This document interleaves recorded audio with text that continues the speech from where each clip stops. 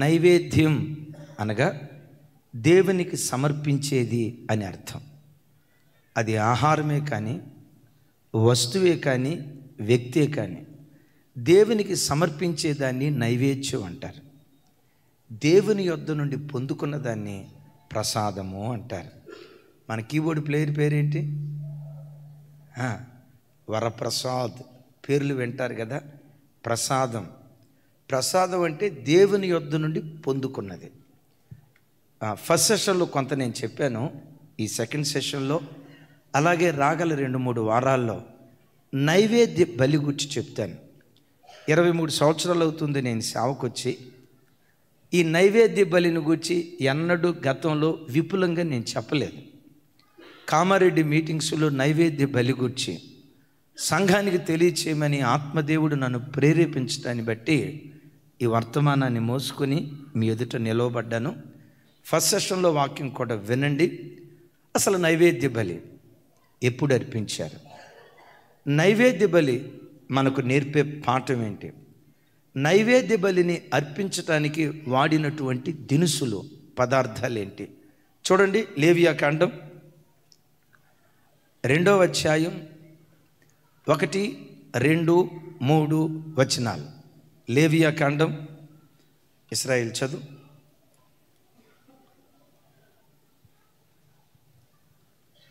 లేవియాకాండం 2వ అధ్యాయం.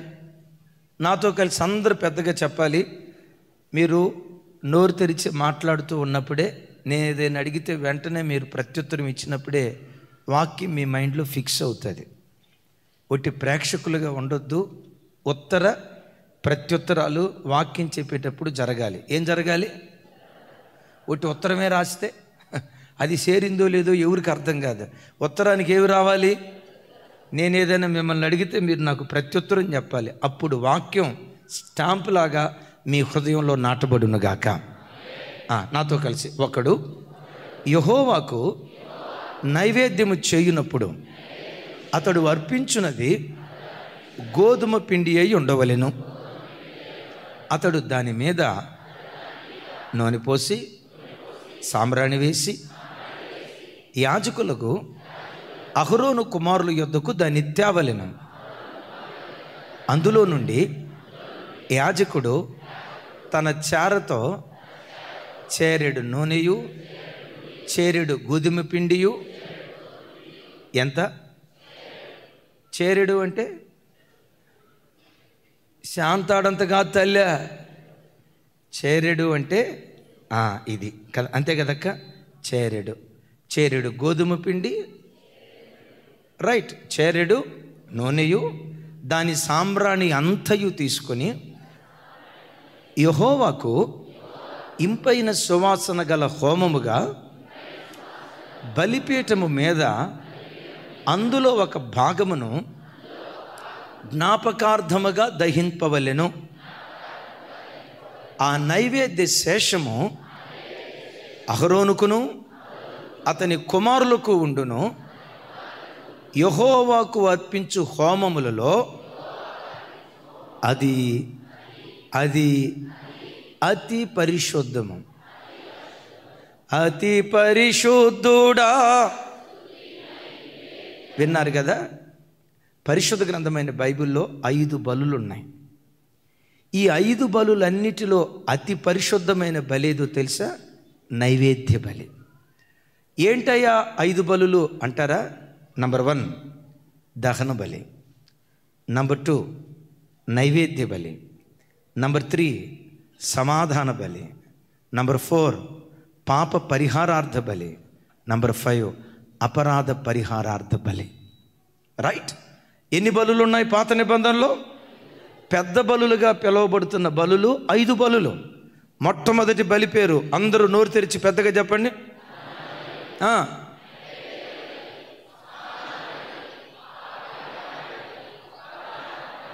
బాల్కనీలో ఉన్న బిడ్డలు మీరు ఆగండి తల్లి. బాల్కనీలో ఉన్న బిడ్డలు చెప్పండి. నంబర్ 1. మీరు బాల్కనీలో ఉన్నారా?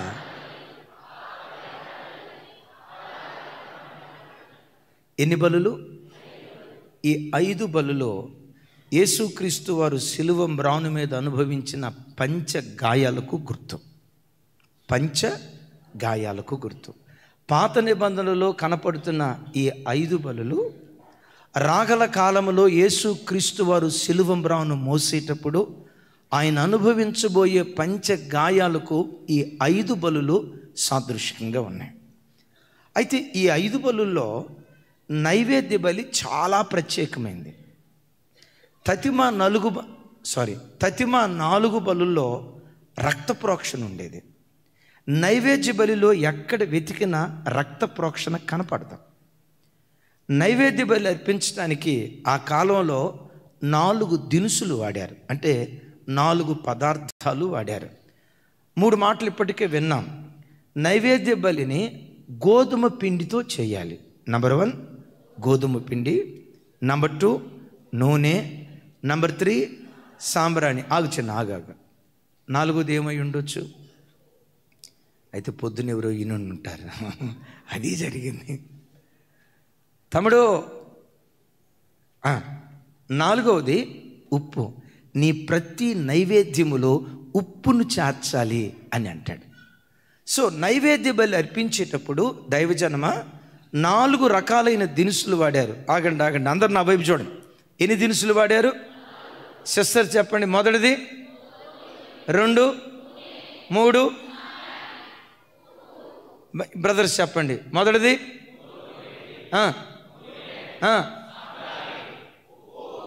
ఈ 4 దినుసులతో నైవేద్యాన్ని అర్పించారు. అయితే ఈ సమయంలో మొదటి దినుసు గోధుమ పిండిని గూర్చి చెప్తాను. ఈ గోధుమ పిండి మనకు నేర్పే దివ్యమైనటువంటి పాఠం. గోధుమ పిండిని గూర్చి చెప్పే ముందు గోధుమను గూర్చి ఉదయం ఫస్ట్ సెషన్లో చెప్పాను. అయితే ఒకటి గమనించండి, పరిశుద్ధ గ్రంథమైన బైబిల్లో గోధుమ దేనికి సాదృశ్యం అంటే మన ఆరాధ్య దైవం ప్రభు అయిన యేసుక్రీస్తు వారికి సాదృశ్యం. గోధుమ యేసుక్రీస్తుకు సాదృశ్యమైతే గోధుమ పిండి యేసుక్రీస్తు వారు అనుభవించబోయే శ్రమలకు సాదృశ్యం. గోధుమ పిండిగా మార్చబడాలంటే ఏం చేయబడాలి? దంచబడాలి. యేసుక్రీస్తు వారు అనే గోధుమ శ్రమల చేత నలగొట్టబడ్డాడు. నలగొట్టబడిన యేసుక్రీస్తు వారిని దేవుని యొక్క వాక్యం గోధుమ పిండితో పోలుస్తుంది. మీరు ఒక్క మాట అడగొచ్చు, అన్న యేసుక్రీస్తు వారిని గోధుమతో దేవుని వాక్యం ఎక్కడ పోల్చింది? ఒక ఆలోచన రావచ్చు. యేసుక్రీస్తు వారిని చూడటానికి గ్రీసు దేశస్తులు వచ్చారని ఆంద్రేయ ఫిలిప్ వచ్చి యేసు ప్రభుతో చెప్పినప్పుడు యేసు ప్రభు వారు అంటారు, ఇదిగో ఫిలిప్పు, ఆంద్రేయ, గోధుమ గింజ భూమిలో పడి చావక ఉండిన యొడల అది ఒంటిగానే ఉంటుంది, అది భూమిలో పడి చచ్చిన యొడల విస్తారంగా ఫలిస్తుంది. అంటే ఎవరిని గూర్చి చెప్పాడు ఆ మాట? యేసుక్రీస్తు వారు తనను గోధుమ గింజతో పోల్చుకొని తన శిలువ మరణాన్ని గూర్చి ప్రభు అక్కడ చెప్పినట్లుగా లేఖనాల్లో చూస్తున్నాం. ఆ మాటకున్న అర్థం ఏంటంటే, ఇదిగో నాయనా ఫిలిప్పో, గోధుమ గింజగా పిలువబడుతున్న నేను శిలువ మరణం పొందక మునుపు, సమాధి చేయబడక మునుపు, పునరుద్ధానుడనై తిరిగి లేవక మునుపు ఒక్క ఇశ్రాయేలు జాతిని మాత్రమే నా దగ్గరికి ఆకర్షించుకున్నా. ఎప్పుడైతే గోధుమ గింజ భూమిలో పాతి పెట్టబడి చనిపోయి అది ఎప్పుడైతే ఫలించడం ప్రారంభిస్తుందో ఒక్క ఇశ్రాయేలీలను మాత్రమే కాదు, ప్రపంచంలో ఉన్న ప్రజలందరినీ నా దగ్గరికి ఆకర్షించుకుంటా. ఇది భవిష్యత్తులో జరగబోతుంది. ప్రభువారు చెప్పినటువంటి మాట నిజమే. ప్రభు బిడ్డలారా, యేసుక్రీస్తు వారు శిలువ మరణానికి అప్పగించబడక మునుపు, సమాధి చేయబడక మునుపు యేసుక్రీస్తు వారి దగ్గరికి ఒక్క ఇశ్రాయేలు జాతి, ఇశ్రాయేలు దేశం మాత్రమే వచ్చింది. ఎప్పుడైతే ప్రభు సమాధి గుండెను చీల్చి మృత్యుంజయుడై తిరిగి లేచాడో, నేటి కాలంలో ప్రపంచంలో 252 దేశాలుంటే 252 దేశాల ప్రజలు యేసుక్రీస్తు ప్రభు దగ్గరికి రాగలిగారు. చెప్దాం ఆమేన్. అంటే యోధా మత పెద్దలు ఏమనుకున్నారు? ఈయన తొక్కేస్తే, ఈయన చంపేస్తే, ఈయనను గనక సమాధి చేస్తే క్రైస్తవుడనేవాడు భూమి మీద ఉండడు అని అనుకొని యేసు ప్రభును సమాధి చేస్తే, కానీ అద్భుతం తెలుసా? ఎప్పుడైతే ప్రభువు సమాధిలో నుంచి పునరుత్థానుడై తిరిగి లేచాడో ప్రపంచంలో ఉన్న ప్రజలందరినీ తన దగ్గరికి ఆకర్షించుకున్నాడు. యేసుక్రీస్తులో ఎట్టి శక్తి ఉందో ఆయన ఆరాధించే ఆయన పిల్లలైన మనలో కూడా అట్టి శక్తినే దేవుడు అనుగ్రహించాడు. నువ్వు బ్రతికే చోట కొంతమంది నిన్ను తొక్కాలని ప్రయత్నం చేస్తారు. తొక్కటానికి కూడా దేవుడు అనుమతిస్తాడు. నీ ఉద్యోగ స్థలంలో కానీ, నీ వ్యాపార స్థలంలో కానీ, చివరికి నీ కుటుంబంలో కానీ, నీ బంధువుల్లో కానీ, వీళ్ళ కుటుంబం పైకి రాకూడదురా, వీళ్ళ పిల్లలు పైకి రాకూడదురా, వీళ్ళ సేవ పైకి రాకూడదురా, వీళ్ళ సంఘం పైకి రాకూడదురా అని కొంతమంది దుష్టశక్తులు లాంటి వ్యక్తులు నిన్ను తొక్కాలని ప్రయత్నం చేస్తారు. ఓ మాట తెలుసా, తొక్కేటప్పుడు దేవుడు అనుమతిస్తాడు. సరే తొక్కని, అణచాలని ప్రయత్నం చేయని.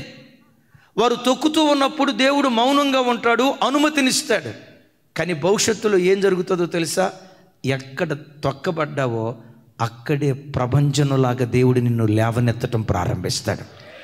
ఎక్కడ అణచబడ్డావో, అయిపోయిందిరా నా పని, పాతాళానికి వెళ్ళిపోయానురా, ఇక నా బ్రతుకులో మంచి రోజులు లేవురా, అదో పాతాళానికి నేను వెళ్ళిపోయాను అని అనుకుంటూ ఉంటుండగా విచిత్రం ఏంటో తెలుసా, పాతాళపు అంచు నుండి, పతనావస్థ నుండి దేవుడు లేవనెత్తి పతాక స్థాయికి తన మహిమ కొరకు దేవుడు తీసుకొని వెళ్తాడు. అయితే ఒకటి గమనించు, తొక్కబడటానికి దేవుడు అనుమతిస్తాడు. ఉద్యోగంలో తొక్కబడతావు, వ్యాపారంలో తొక్కబడతావు, సేవలో తొక్కబడతావు, తోటి సేవకుల ద్వారా తొక్కబడతావు, తోటి విశ్వాసుల ద్వారా తొక్కబడతావు. నీ చుట్టూ తొక్కే వ్యక్తులను దేవుడు అనుమతిస్తాడు. తొక్కేటప్పుడు సంయోచితంగా వ్యవహరించు. వాడు నన్ను తొక్కాడు కదా, ఖాళీ పూర్తి చేయండి, నేను కూడా అని దొక్కుతానా? ఆడు మాట అన్నాడు కదా, మనం అసలు తగ్గకూడదు, మనం కూడా ననాల్సిందే అని అట్లా మనం పరిగెత్తొద్దు. ఎవరైనా ఎప్పుడైనా నేను తొక్కుతున్నారంటే గుండెల్లో నుంచి రావాల్సిన మాట ఏంటో తెలుసా, ఈరోజు తొక్కబడుతున్నానంటే రేపు దేవుడు లేవనెత్తబోతున్నాడు. లేవనెత్తే రోజులు నా బ్రతుకులో దేవుడు అనుమతించబోతున్నాడు. ఈరోజు చీకటి వచ్చిందంటే విశ్వసించు, రేపు వెలుగు రాబోతుందని. ఈరోజు మార అనుభవిస్తున్నావంటే రేపు మాధుర్యాన్ని అనుభవించబోతున్నావని ఎరిగి తొక్కేటప్పుడు మౌనమై దేవుని స్తుతించు. ఎక్కడ అణచబడ్డావో, అవమానం పొందిన చోటే ఖ్యాతిని, మంచి పేరును దేవుడు అనుగ్రహిస్తాడు. చప్పలు కొడుతూ స్తోత్రాలు చెప్దాం. కొంతమంది ఏం చేస్తారంటే, ఉద్యోగ స్థలంలో ఏదైనా ప్రాబ్లం వచ్చింది అనుకోండి, ఉద్యోగ స్థలంలో ప్రాబ్లం వచ్చింది అనుకోండి, నా దగ్గర వచ్చి అడుగుతారు, అన్నయ్య డ్యూటీ మారదాం అనుకుంటున్నాను అన్నయ్య, ఇంకోసారి డ్యూటీ దొరికేటట్టుగా ప్రార్థన చేయండి అన్న, మీరు గట్టిగా ప్రార్థన చేయండి అన్న అంటారు. ఎందుకు డ్యూటీ మారాలనుకుంటున్నావు అన్నాను. ఈ డ్యూటీలో టార్చర్ అయిపోయిందన్నా, నేను క్రిస్టియన్ అని ఎగతాళి చేస్తున్నారన్నా, ఇంకో చోటకి వెళ్తాను అన్నా. మరి ఇంకో చోటకి వెళ్తే ఎగతాళి చేసేవాళ్ళు అక్కడ ఉండరా? ఈ కోతి బ్యాచ్ ప్రపంచంలో ఎక్కడికి వెళ్ళినా ఉంటుందా ఉండదా? ఒక్కలు సరిగ్గా చెప్పలా, ఉంటుందా? పారిపోవటం కాదు పరిష్కారం, శ్రమల మధ్యలో ఎదురొడ్డి నిలవబడి పోరాడటం పరిష్కారం. ఓ రోజు సేవకుడు, వాళ్ళు ప్రతిష్ఠించబడిన సేవ, మన సేవకులు పిల్లల్లాగా ప్రతిష్ఠించబడిన వాళ్ళు, సంపన్న కుటుంబంలో పుట్టి పెరిగి ఆ యవనస్తుడు దేవుని సేవ చేయాలని వెళ్ళాడు. కుటుంబంలో పరిస్థితి ఏంటో తెలుసా, బాత్రూములు కడిగేది ఒకళ్ళు, కిచెన్లో పనిచేసేది ఒకళ్ళు, బట్టలు ఉతికేది ఒకళ్ళు. ఏం అంత సీరియస్గా చూస్తున్నారు? ఈ స్త్రీ అంత సంపన్న కుటుంబంలో పుట్టి పెరిగి ప్రతిష్ఠించబడిన సేవకి వెళ్ళాడు. సేవలో సహజ సిద్ధంగా ఉండే ప్రక్రియ ఏంటంటే, దేనత్వాన్ని నేర్పటానికి సేవకులను, అనుభవం కలిగిన నాయకులు పరిచర్యలో నలగొడతారు. నా వైపు చూడాలి, అరే నా వైపు చూసి చెప్పండి తల్లి. పరిచర్యలో నలగొడతారు. ఎందుకు నలగొడతారో తెలుసా? పరిచర్యలో నలగొట్టబడిన వాడు భవిష్యత్తులో రేపు ఎంత ఎదిగినా, వెతికినా ఎంత గర్వం కూడా కనపడతాం. గోధుమలు బాగా దంచబడితే మెత్తనవుతాయా లేదా? పైపైన దంచితే మీరు దంచేటట్టే ఉన్నారు. అట్టాగా గోధుమలు మెత్తగా కావాలంటే ఏం చేయాలి? దేంతో? చిన్న కరపలు తీసుకొని, మా అమ్మే అమ్మో దెబ్బ తలుగుతుందమ్మా, మా అమ్మని నాజుకు కొడితే కుదరదు, రాకలు తీసుకొని, అరే పెద్దగా చెప్పండి దంచో, ఎంత దంచితే అంత మెత్తని పిండి అవుతుంది. సేవకు వచ్చాడు, బట్టలు ఉతికించడం, ఇస్త్రీ చేయించడం, చివరికి అంట్లు గడిగించడం, ఇవన్నీ చేసిన తర్వాత కూడా బట్టలు ఉతికితే ఈ ఉతికిన బట్టను ఇట్లా చూసి, రేయ్ బట్టలు ఉతికేది ఇంతేనా? ఈ బట్టకు పట్టిన మురికి వదలగొట్టడం నీకు రాకపోతే రేపు విశ్వాసుల హృదయానికి పట్టిన మురికి నువ్వెట్లా వదలగొడతావురా? ఈ మురికి వదలగొడితే టార్చర్ పెట్టేవాళ్ళంట కావాలని. నాకొద్దు, మా ఇంట్లో బాత్రూమ్లు కడగటానికి ఒక మనిషి, ఇస్త్రీ చేయడానికి ఒక పని, మా బట్టలు తిరగమంది, ఇంత ఆర్భాటంగా అక్కడ బ్రతికితే ఎక్కడొచ్చి బానిస బ్రతుక, నేను వెళ్ళిపోతా ఇంటికి అని బయలుదేరాడంట. బయలుదేరి వెళ్తా ఉంటే ఈ పరంపరలో ఒక చోట సువార్త కొట్టడం జరుగుతుందంట.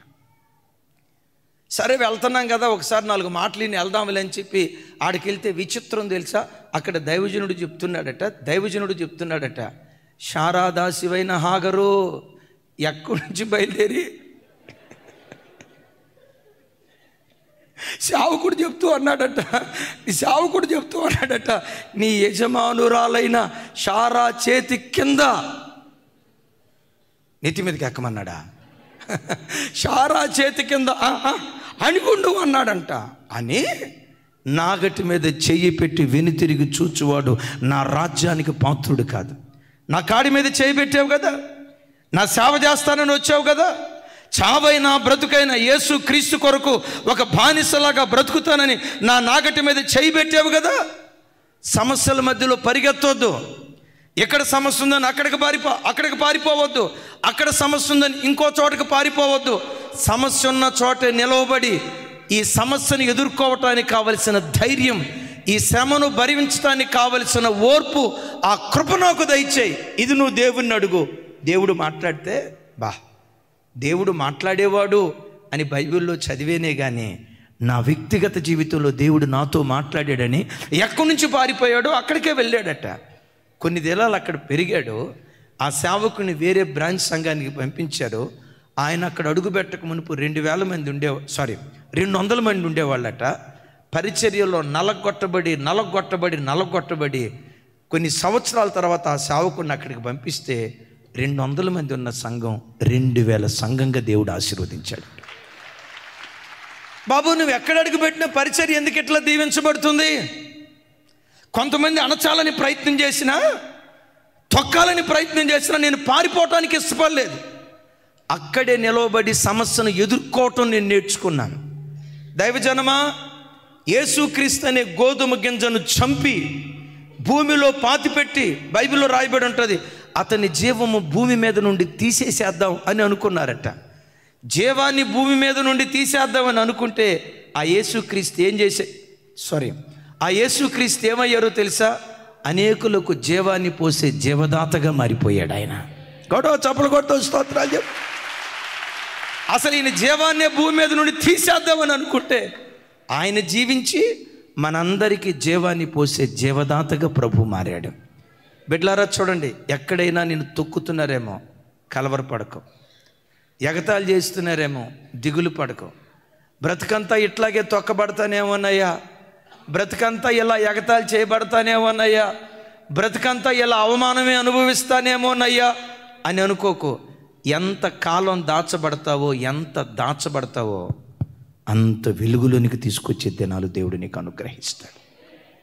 సో గోధుమ గింజ ఎవరికి గుర్తు? అర్థమైంది కదా? అయితే గోధుమ గింజను నైవేద్య బలిలో అర్పించకూడదు. గోధుమలను ఏం చేయాలి? గోధుమలను ఉదయం చెప్పాను, రోట్లో వేసి దంచితే మెత్తగా ఇద్దా, మిక్సీలో వేసి దంచితే మెత్తగా ఇద్దా అమ్మా? పాత రోజుల్లో ఈ క్రిస్మస్ పండుగ వచ్చింది అనుకోండి, అద్భుతం. వారం రోజుల ముందు నుంచే ఊరంతా పండగ, రోళ్ళకి అసలు ఖాళీ ఉండదు. నానబోసిన బియ్యం తీసుకొచ్చి ఒకసారి గుర్తు తెచ్చుకోండి తల్లి. ఆ రోజులో కొన్నిసార్లు అనిపిస్తుంది, ఆ రోజులే బ్రహ్మాండంగా ఉండే. ఒక్కళ్ళు ఆమె ఏం చెప్పలే. చైతన్య బ్రదర్, నాకు అప్పుడప్పుడు అనిపిస్తుంది ప్రభు వచ్చి మామూలుగా సరదాగా మరే నీ జీవితంలో గతంలో ఏం జరగాలని కోరుకుంటావు, ఒకసారి కోరుకోరంటే నాకు టకామని అనిపిస్తుంది. ప్రభువా మరలా 7వ తరగతిలో జాయిన్ అవ్వాలని ఆయన తెల్ల సొక్కాయ పులుగు నిక్కరేసుకొని తలకు ఫుల్గా నూనె పెట్టుకొని పుస్తకాలు చూడండి.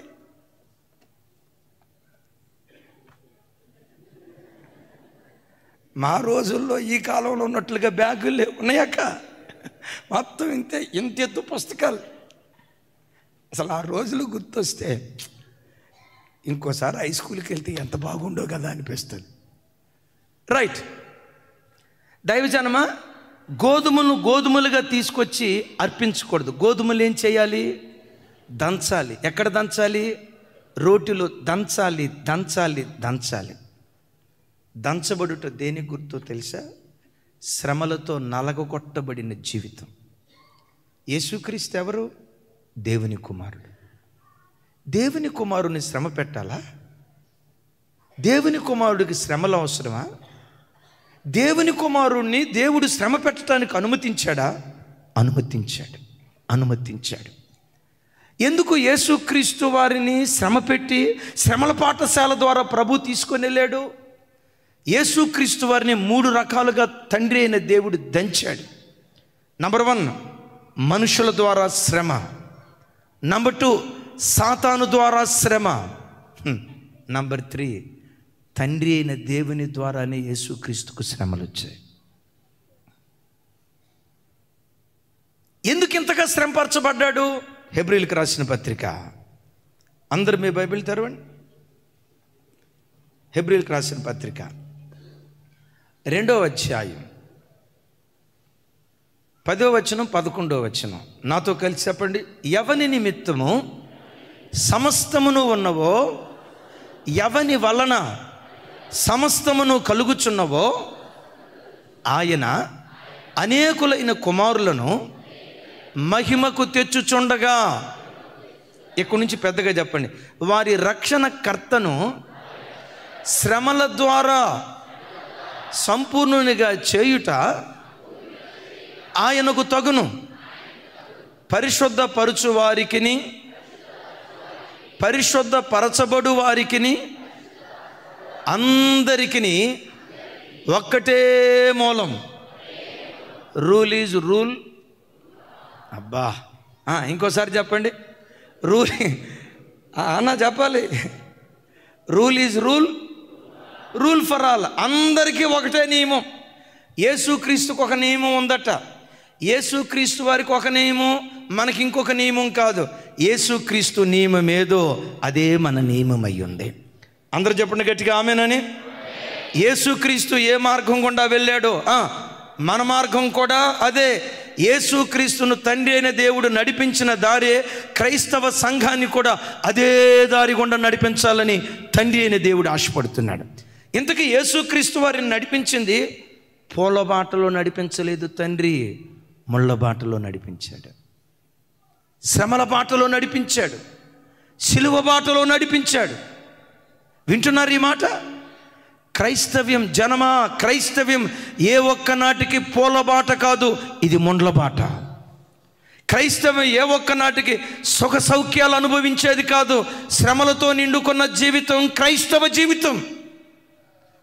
ఎందుకు యేసుక్రీస్తు వారి జీవితంలో శ్రమలు అనుమతించాడంటే అక్కడ అంటాడు 10వ వచనం ముగింపులో, నాతో కలిసి చెప్పండి ఈ మాట. 10వ వచనం ముగింపు, వారి రక్షణకర్తను శ్రమల ద్వారా సంపూర్ణుని చేయుట ఆయనకు తగును. ఆగుచండి.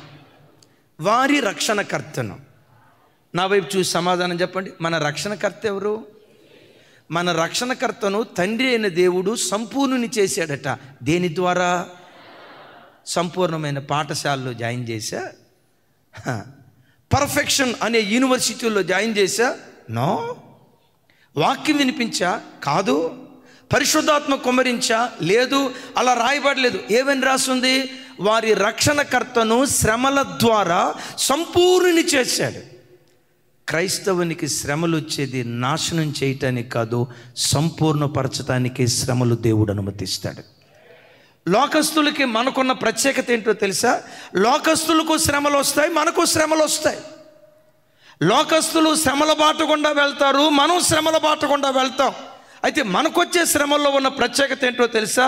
వారికి వచ్చిన శ్రమలు వాళ్ళను నాశనం చేస్తే, మనకొచ్చిన శ్రమలు మనలను సంపూర్ణులుగా మారుస్తాయి. నీ బ్రతుకులో నువ్వు అనుభవించే ఏ శ్రమ నిన్ను నాశనము చేయదో దేవుడు తన మహిమ కొరకే దాన్ని అనుమతించాడు. చప్పట్లు కొడుతూ స్తోత్రాలు చెప్దాం. మన రక్షణకర్త అయిన యేసుక్రీస్తు వారిని పరలోకపు తండ్రి శ్రమల ద్వారా సంపూర్ణం చేశాడట. చెప్పండి, దేని ద్వారా? శ్రమల ద్వారా సంపూర్ణం చేశాడు. అయ్యా, ఇక యేసు ప్రభు శ్రమల ద్వారా సంపూర్ణం చేశాడు కాబట్టి ఇక నాకు శ్రమలు లేవేమో అని అనుకునేరు కాక 11వ వచనంలో అంటాడు, పరిశుద్ధపరచు వారికిని, పెద్దగా పరిశుద్ధపరచు వారికిని, పరిశుద్ధపరచబడు వారికిని అందరికీ ఒకటే నియమం, అందరికీ ఒకటే మూలం. నా వైపు చూడండి అందరూ. మనలను పరిశుద్ధపరిచేది ఎవరు? యేసయ్య, యేసుక్రీస్తు వారి రక్తం. గమనించండి, పరిశుద్ధ పరిచేవానికి, పరిశుద్ధ పరచబడేవానికి, పరిశుద్ధపరచబడేది ఎవరు? మనం. పరిశుద్ధపరిచేది ఎవరు? యేసుక్రీస్తు వారు. యేసుక్రీస్తు వారికి ఏ నియమమో, ఏ మూలమో, సంఘానికి కూడా అదే మూలం. బిడ్డలారా, యేసుక్రీస్తు ఎలా శ్రమపరచబడ్డాడో క్రైస్తవులుగా, దేవుని బిడ్డలుగా భూమి మీద మనకు అలాంటి శ్రమలు వస్తాయి. అయితే నీకు ఎదురయ్యే శ్రమ ఎలాంటిదో తెలుసా? ఆ పొద అగ్నితో మండుతుంది, కాలి బూడిద కాలేదు. ఎన్ని శ్రమలైనా రాని, ఎన్ని ఆపదలైనా రాని, ఎన్ని ఉపద్రవాలైనా రాని, ఎన్ని కీడులైనా రాని, ఎన్ని నష్టాలైనా రాని, ఎన్ని శ్రమలు వచ్చినా శ్రమలు కాల్చి నిన్ను బూడిద చేయలేవు. దేవుడు తన మహిమ కొరకే, సంపూర్ణత కొరకే అనుమతించాడు. అందరం గట్టిగా చెప్దాం ఆమేన్. అయితే యేసుక్రీస్తు వారిని దంచే ప్రక్రియలో మొట్టమొదట ఎవరి ద్వారా దంచాడో తెలుసా? మనుషుల ద్వారా దంచాడు. చెప్పండి చెప్పండి చెప్పండి. అపోస్తులైన పేతురు వారు యేసుక్రీస్తు వారి గురించి చెప్తూ ఇలా అంటారు. నా వైపు చూసి చెప్పండి. ఆయన మేలులు చేయుచు సంచరించుచుండెను. పెద్దగా చెప్పాలరా తల్లి. ఆయన వెళ్ళిన ప్రతి చోట మేలు చేశాడా, కీడు చేశాడా? గుడ్డివారికి చూపించాడు, మేలా కీడా? మోగవారు మాట్లాడేటట్లుగా చేశాడు, మేలా కీడా? పాపులను పవిత్రులుగా చేశాడు, మేలా కీడా? యేసుక్రీస్తు వెళ్ళిన ప్రతి చోట ఆయన మేలు చేస్తూనే వచ్చాడు, కానీ ఒక్క వ్యక్తికి కూడా కీడు చేయలే. బైబిల్లో ఎక్కడైనా యేసుక్రీస్తు వారు పలానా వ్యక్తికి కీడు చేశాడు అని బైబిల్లో ఎక్కడైనా రాసి ఉందా? అరే బైబిల్లోనే కాదండి, మిమ్మల్ని అడుగుతా, మీలో ఎవరికైనా దేవుడు కీడు చేశాడా? ఏమంత డౌట్గా చెప్తున్నారమ్మా? నీ దేవునికి నీవు కీడు చేసావేమో, కానీ నీ దేవుడు ఎన్నడూ నీకు కీడు చేయలే. ఎందుకో చెప్పమంటారా? నేను ప్రకటించే నా దేవుడు కీడు చేయుట చేతగాని దేవుడు. నా దేవునికి మేలు చేయటమే చేతనం, నా దేవునికి ఉపకారం చేయటమే చేతనం. వాక్యం అంటుంది, యెహోవా అందరికీ ఉపకారి. ఎందరికీ? నమ్మని వారికి కూడా ఆయన ఉపకారే. నేనంట, నమ్మని వారికే ఆయన ఉపకారం చేసినప్పుడు నమ్మిన నీకెలా ఉపకారం చేస్తాడు? పొరపాటు చేయడు. వెళ్ళిన ప్రతి చోటల్లో ప్రభు మేలు చేస్తూ వచ్చాడు. కానీ విచిత్రం ఏంటో తెలుసా? 33.5 సంవత్సరాల తర్వాత యెరూషలేం పట్టణానికి వెళ్ళినప్పుడు ఆదివారం ప్రజలంతా అన్నారు, జై హో జై హో యేసన్నా జై హో, హోసన్నా జై హో, హోసన్నా జై హో అని ఆహ్వానించి 4 రోజులు గడిచిందో లేదోనండి, శుక్రవారం ఏమన్నారు తెలుసా? ఆయనను సిలువ వేయడు. పిలాతు అంటాడు, నోరుమైండ్రా, బిగ్గరగా కేకలేశారు, ఆయనను సిలువ వేయండి. రే నోరుమైండి, ఏంలో నాకు ఏ దోషం కనపడలేదు అని అంటే బైబిల్లో అక్కడ ఏం రాయబడిందో తెలుసా? వారు మరి బిగ్గరగా కేకలు వేశారు. ఏమని? ఆదివారం ఏమన్నారు? అరే తమ్ముడా జీవన్, ఆదివారం ఏమన్నారు? శుక్రవారం ఏమన్నారు? ఆదివారం ఏమన్నారు? జిందాబాద్ జిందాబాద్, వర్ధిల్లాలి వర్ధిల్లాలి. శుక్రవారం ఏమంటున్నారు? కాదు, down down down down down down కాదు, సిలువేయండి అంటున్నారు. బిడ్డలారా, మానసికంగా ప్రభుని హింసించింది ఇంత అంత కాదు. ధర్మశాస్త్రోపదేశకుల ద్వారా హింసించబడ్డాడు. యోధా మత పెద్దల ద్వారా హింసించబడ్డాడు, యాజకుల ద్వారా, ప్రధాన యాజకుల ద్వారా హింసించబడ్డాడు. ఇదొక ఎత్తు అయితే రెండవ ఎత్తు ఏంటో తెలుసా? ఆయన ద్వారా మేలు పొందుకున్న వాళ్ళే ఆయనకు కీడు చేయటానికి తిరుగుబాటు చేసి హింసించడానికి ప్రయత్నం చేశారు.